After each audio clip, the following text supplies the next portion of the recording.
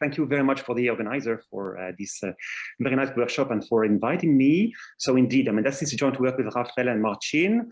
And let me just start. So what we're doing here is essentially very close to standard sequential learning model, except that we allow the state to change over time. Okay. So, so we have social learning with changing states, and what is common with standard sequential learning is that you have short-lived agents who in any given period get some information about past choices, they get some additional signal, and they try to match the current state of nature. Okay? And we are going to focus on steady states of this situation. And not surprisingly, the chief question we'd like to address is, what is the impact of the information, the sample size, and the quality of the signal on the learning outcomes? And especially in the persistent limit when the transition from one state to another one are very rare. Okay, so that's a broad picture. So let me jump into the model now, which is very simple actually. As usual, a state of nature is binary. And in each period, it changes with some fixed probability lambda, which is between 0 and 1/2. So the state is persistent because lambda is below 1/2, but not fully persistent. Now, in each period, you have a continuum of new agents that arrive and replace earlier ones. And before they make a choice, they choose an action, each of these agents first gets a sample of size n, and each element in the sample is actually the action which was played earlier by some random agents. So it's an action that was played by a random player in a random period from the past. And to make the model stationary, this random period is going to follow a geometric distribution with the parameter rho, which measure, I mean, how much weight is put on the recent past. So if rho is equal to 1, actually, it means that you're sampling from the previous period. So next, based on their sample, Nicolas? Yes? Just to clarify, are you sampling n different periods, or you are sampling one period but looking at n different? You sample independently n actions. So they might have, typically they're played in different periods. Okay? I see. So next, agents decide whether to acquire a private signal at a cost C, which can be positive or equal to 0. Okay, it can be free, like you. So actually, this model, that's all for the model. This model is equivalent also to a model in which you would have in every period a fixed fraction of agents replacing existing agents. So depending on which interpretation you prefer, I mean, you're free to use whatever. Okay. So for today, I'm going to assume that the private signal is binary with precision pi. I'm going to assume that the cost of acquiring information is positive, but bear in mind that everything I'm going to say is going to apply as well to the case where signals are free. And for most of the talk, I'm going to assume that this rho parameter is 1. So meaning you sample n agents from the previous period. Okay. By the way, do not hesitate to interrupt me for it. Clarify, the private signal is a signal on the current state? It's a signal on the current state, exact, yes. Okay. Because you try to match the current state, okay? And Nicolas, because you have knowing the state one period, or at the end of the period, do you know what the state was? No, you never know. You know, I mean, you're no longer there. You're short-lived. You play one action. Okay, and then okay, but knowing what it was yesterday still gives you much more information. So you don't know. You don't know. So in principle, you could get a signal on some past state. Sure. That also has a content. You don't. You sample actions and you get a private signal which is correlated with the current state. Okay. Very good. Ran, you had a question? No? Someone else? So if you observe all yesterday's signals, you know the state yesterday, right? So if your sample is very large, you actually know the state. Is that true? More or less. Well, it depends. Well, I mean, without cost. No, my answer is mostly no. My answer is mostly no, as you will see.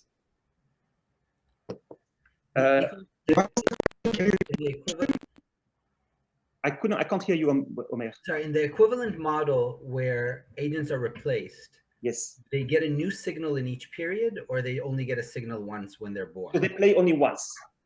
So they play when they arrive, and then they stay there until they're replaced by new agents. I understand. Good. Okay.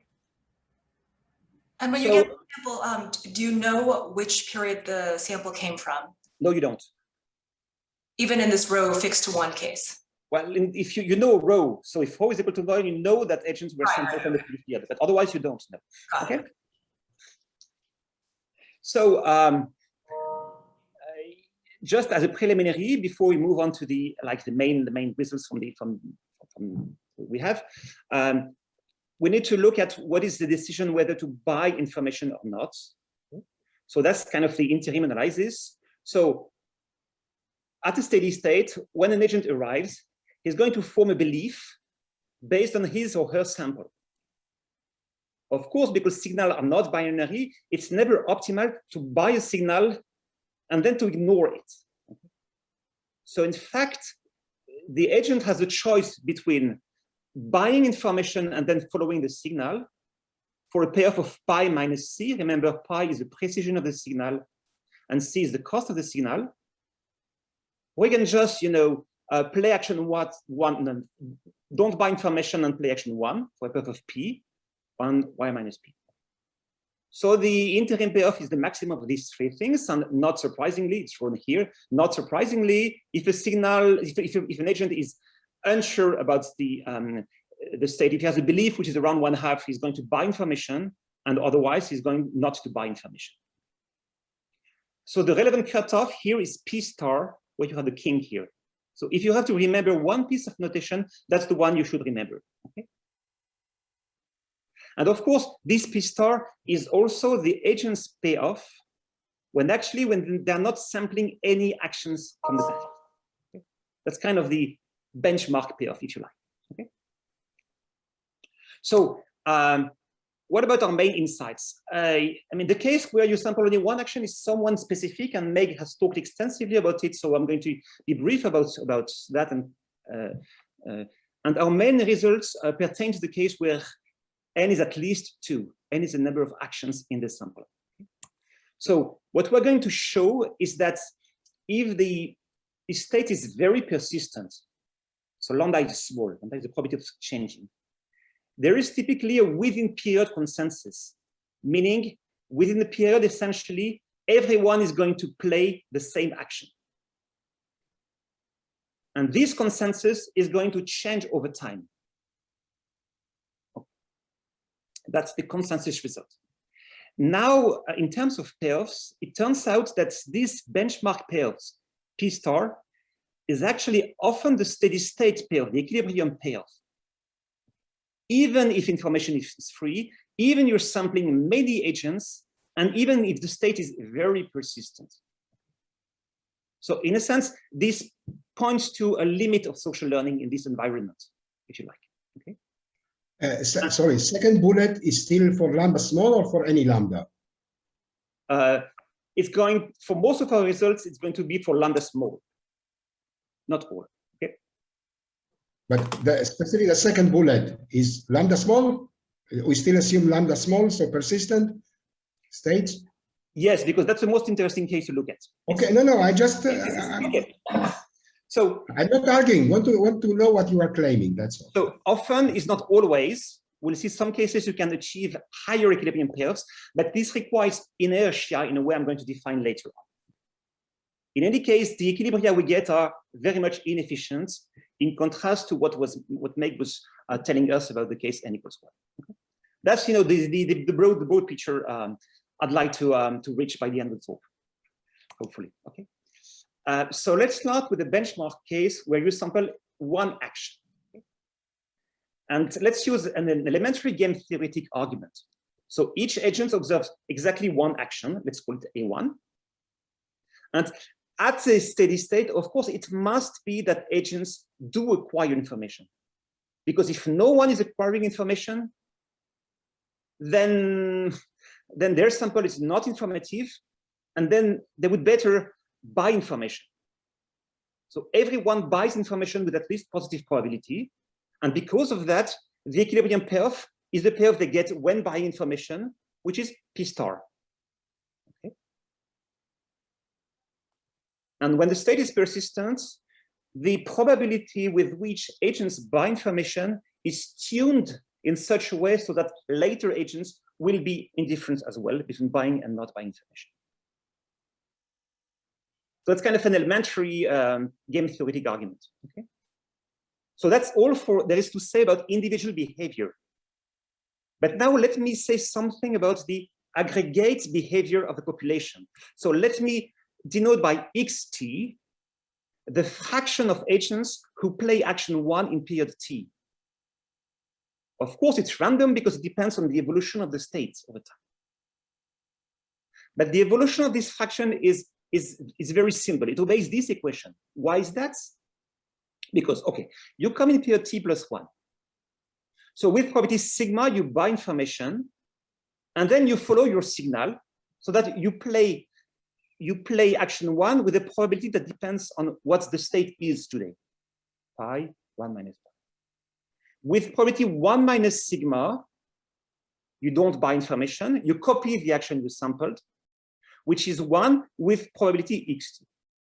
So this formula gives you the probability of playing action 1 in period t plus 1. And because you have a continuum of individuals, this is also the fraction of agents. Okay. Wait, are you sampling from just one? We are in the case where rho equals 1. Yes. You are sampling from the previous period for sure. Yes. Okay. So in fact, this is a simple looking stochastic process. And in the specific case where lambda is 1/2, which is not of interest for us, it has been much studied in math. And it's known that the steady state distribution of this x coincides with the distribution of a random variable, which is called the Erdős series. And the literature tells us that actually the nature of the distribution of x is very sensitive to the exact value of sigma. It can be singular or absolutely continuous with respect to Lebesgue measure. So this is to say that even when lambda is 1/2, the behavior of this xt is something that's complex to analyze. Luckily, we didn't have to care in the case n equals 1. Oh. So let me jump to the case now n equals 2.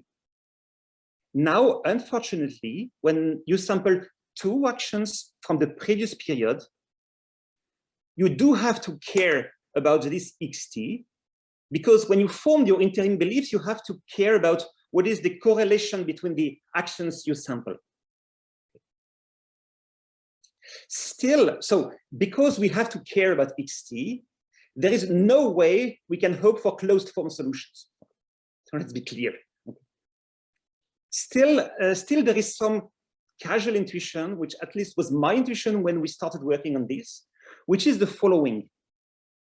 So in a steady state, so you're sampling 2 actions.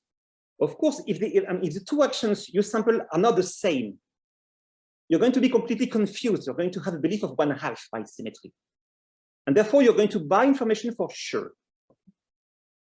So the confused agents, they buy information for sure. So now you might think that if lambda is small, if the state is very persistent, because of this, when you're not confused, you sample 2 identical actions, you might say that, well, quite likely, it might come from agents who were confused in the previous period. So you're going to free ride on the information that was generated in the previous period by the confused agents. And therefore, you're going to have, a fairly precise interim belief. That's some kind of casual intuition. And here is a result that says exactly the opposite. So it says that at any equilibrium steady state, all agents are going to buy information with positive probability, irrespective of the parameters, even if lambda is, and so the equilibrium payoff is P star. Let me just point out that if you have non-binary signals, the equilibrium payoff may actually be lower than when you're sampling only one action. And this results is in sharp contrast with the results that were obtained by Banerjee and Fudenberg in the case of a fixed state. I mean, to the extent where we can compare the two setups. Okay. Fixed what? Sorry, I didn't hear. The case of fixed state. Oh, state. Yes. Let me try to give some intuition about this result. So let's assume for lambda equals 0. You mean lambda equals 0 in your model? I mean lambda equals 0. Yes. Okay. In Banerjee and Fudenberg. So what if, let's assume for a while that when you're not confused, you don't buy information. Then, as before, I mean, you can compute, you can relate the fraction of agents playing action 1 in period t plus 1 to the fraction playing action 1 in period t. That's just, standard. I mean, let me not repeat what I said for n equals 1. So depending on what the state is, you have two curves that describe the evolution of x. The upper one, the yellow one, is when the state is 1. So if you are here, can you see my mouse? Yes. So you move up, you move to this, etc., and you move up along this curve. So you converge to 1, and when the state switches to state 0, you start lowering. So you kind of jump from one to the other. So now, is also a thing that confused agent buy information, or? If you are confused, your belief is 1/2. And then you buy. And then you buy information. It's strictly okay. Buy information. Okay. So this is why it's so simple here. Okay. Here, confused buy, don't confuse, don't buy. Okay. So now, when you're close to 0, and you neglect the order 2 term, you see that x behaves like a geometric sequence, essentially. So the log behaves like additively. So it essentially follows a random walk, except that the increments here are not independent, but follow some Markov chain. But still, it turns out that because 4 pi, 1 pi is always less than 1, the step downwards are bigger than the step upwards. So there is, when you're close to 0, there is a force that pulls you towards 0, and same around 1. And this implies actually that with probability 1, this fraction xt is going to be trapped, converge almost surely with either to 0 or to 1. But this implies in turn that actually the invariant distribution must be concentrated on those stationary points. And still then, the state continues to change. In fact, in that case, it means that the samples you get is completely uninformative. And therefore, you should buy information no matter. So we are just like deducing a contradiction from the behavior of this stochastic process. Okay? So that's all I'd like to say about the case n equals 2. Now I'd like to move to the results we have for the general case of general n. But before, I mean, I use the notion of equilibrium without defining it. So let me just briefly have one quick slide. When you're sampling n agents, I mean, what describes the strategy is simply the probability, sigma k, of buying information when sampling k once out of n actions. Okay? And once you fix such a strategy, the sequence state of nature and xt, the population state, follows a Markov chain, which, as we have seen before, xt is a deterministic function of the previous state and of the current state of nature. It follows a simple Markov chain, which depends on sigma. And an equilibrium state, steady state, is just a pair of distribution and a strategy, such that the distribution over states and x's is invariant given the strategy agents are using, and the strategy is optimal given the invariant distribution. Okay. Just, I mean, nothing. I'm just stating formally the obvious item. Okay? So let me come to the first result I mentioned about this consensus. Here is a statement. It says that if you take any steady state, equilibrium steady state, as lambda, as the state becomes fully persistent in the limit, the distribution of X, remember X is the fraction of agents who play action 1, is just a 2-point distribution. Here, this delta is the unit mass at 0 or 1. So the limit distribution assigns probability half to all agents playing action 0 and probability half to all agents playing action 1. 5 minutes, Nicolas. Okay, good. So this says that in each period, most likely, most agents are going to choose the same action. So you have like a consensus when lambda is close to 0, and the consensus action is going to change over time. So from time to time, you're essentially going to jump very quickly from a situation in which almost everyone plays action 0 to a situation in which almost everyone is playing action 1. Nicolas? Yes. And the correlation with the state goes to P star, goes to... So that's the question you're asking. Thanks. So this allows me to skip the intuition so that I can answer your question. Okay, so that's the obvious question. And we don't have a clear, full answer for that. I'm going to state 2 results that say opposite things. So let me first assume that signals are sharp. So pi is close, the precision is very high. Okay. And remind also, rho is also equals to 1. Then, as you said, in that case, as lambda goes to 0, the equilibrium payoff converges to P star. So in that case, there is essentially no social learning. And there are several ways to read this condition, but it's worth noting that in the case of perfect signals, this condition holds irrespective of n. I mean, no matter n, no matter how many agents you sample, at the steady state, it's worthless in terms of pairs in the limits. Okay? That's one result in which the answer is negative. Sorry, these are very strong signals or very weak signals? These are very strong signals because pi is higher than 1/2. So this is satisfied when pi is close to 1. I see.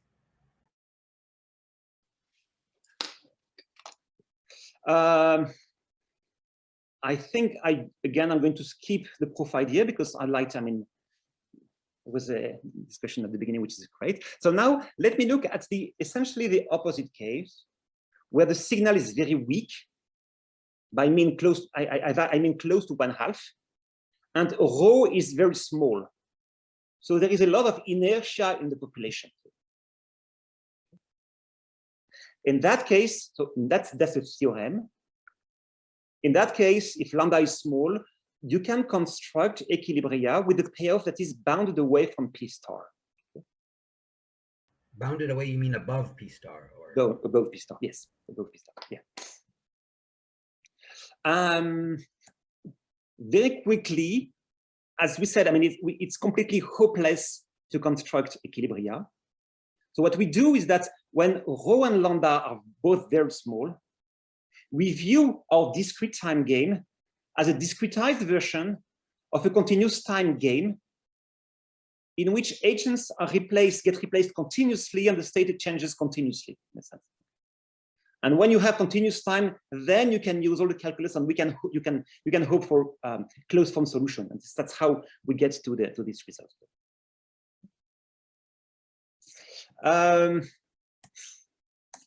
So that was a description of the continuous time, but I think I'm running out of time. So let me. As you see, we don't have we have some understanding about what drives the equilibrium payoff to be P star above P star. It's related to the inertia of the evolution of the population. Now, what can we say about the equilibrium structure? Which agents buy information? Okay. So it's natural to focus on monotone equilibria in the sense that the belief assigned to the state being 1 would be strictly monotone in the sample composition, in the number of ones in your sample, okay? Now it turns out that typically, so if n is large, there is no such equilibrium. So we have counterexample, so which means that at a steady state equilibrium, it must be the case that the agent's belief is non-monotone in the composition of the sample, which we view as somewhat paradoxical. Okay. Let me jump about it. There was a drawing that says everything, but probably you cannot understand anything but the drawing without comments. So you might, just to conclude, ask, okay, we don't know exactly what happens with a fixed n. What if actually, this follows actually a Rand's, I think, Rand's suggestion, if you could observe like infinitely many agents, you could observe the entire population. Then, so your strategy, whether to buy information or not, is now a function of the fraction x. It turns out that in the absence of inertia, there is no equilibrium. And no, in the continuous time, well, there is, how much time do you have? Less than 1 minute, right? Yes, okay. In the continuous time game that we used to get our positive results, in a sense, there is a unique equilibrium which has the feature that there is an entire range of x's.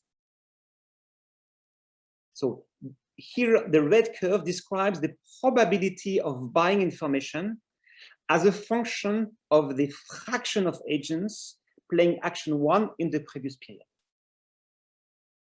And on the right-hand side, you have the belief as a function of this x. So as long as the fraction of agents playing action 1 does not exceed 1/3, the exact fraction is completely uninformative, and you do randomize in buying information or not. Beyond, now we should wrap it up. Okay, but that's so that describes in the continuous time limit. There is such an equilibrium in which is not strictly monotonic, but weakly monotonic. Whether this holds more generally, this is something that we haven't been able to investigate fully so far. And that's wrapping up. Okay. Thank you very much. Any questions? Yeah, I have one question, which in the case of n equals 2, you mentioned the importance of the confused agents. Yes. And somehow you have no confused agents when n equals 3. So the intuition from n equals 2 is not the one that extends to bigger n's? So, first, if n is even, you're always going to have confused agents. The importance of confused agents for the n equals 2 case is that it allows to have a simple discussion. Because we know that those agents, no matter what, are going to buy information. So we only have to care about the behavior of the non-confused agents. This is why the discussion can be so simple in a sense. But I wouldn't say that the confused agents are critical for the results that we get. They're critical for the discussion, nothing more. In another question, you mentioned the lack of equilibrium when the sample size is infinite. Is that the lack of a symmetric equilibrium? It's or could you have, say, if you have names for agents who start with the letter A, finitely many of them, or a small fraction of them? So I understand the intuition why the lack of equilibrium under symmetry is. I think I see it, but then I actually. Personally, I don't have any intuition for this theorem. We just have a mathematical proof, and we just follow line by line, but I don't have any intuition for that. In fact, we were hoping to get a simple equilibria in that case to get some insights. Bad luck. But it's so this result is also is valid for non-symmetric. So you don't have symmetric neither asymmetric equilibria. Nicolas, Yes. if I may ask, when the payoff turns out to be less than your pi star, not pi star, whatever, p star, pi minus c, yes. So that, okay, so there are two scenarios. Can you rule out one of them? One is that there is positive probability that you have a path, that there's a positive measure of path where the majority is wrong the majority of the time. Most of the people, or not majority, most of the people are wrong most of the time. Or at some point on every path, things work out. But still, when you take the average over all paths, you are getting a payoff that is lower than P star. Actually, can you tell me whether the first scenario is possible? I mean, first, I mean, equilibrium payoffs are always at least P star. Because P star is some kind of benchmark. You can just, for instance, ignore all your sample, and by information, you're going to get P star. So there is no. Okay, sorry. You know what? Okay, let me rephrase. Forget equilibrium payoffs. It's I'm essentially looking at how well the actions track the state. That's really what I care. And I thought that P star captures that well. Probably I'm wrong in that. But let's just take whatever measure. It's how well are they doing? Yeah. So Okay. P star is the right model. P star is the correlation between the state and. Yeah. Okay. So the question is, can you have? I mean, can you have a positive measure, a positive probability that throughout time, always, the majority, most of the people are taking the wrong decision most of the time, Okay, or on every path, at some point they catch up. Maybe again there will be a delay in updating, and they will stop tracking, or because those are different kinds of. Okay. So I don't have a mathematical answer, I mean, proof for that, but I very much suspect that this is not. I mean, the first is not possible.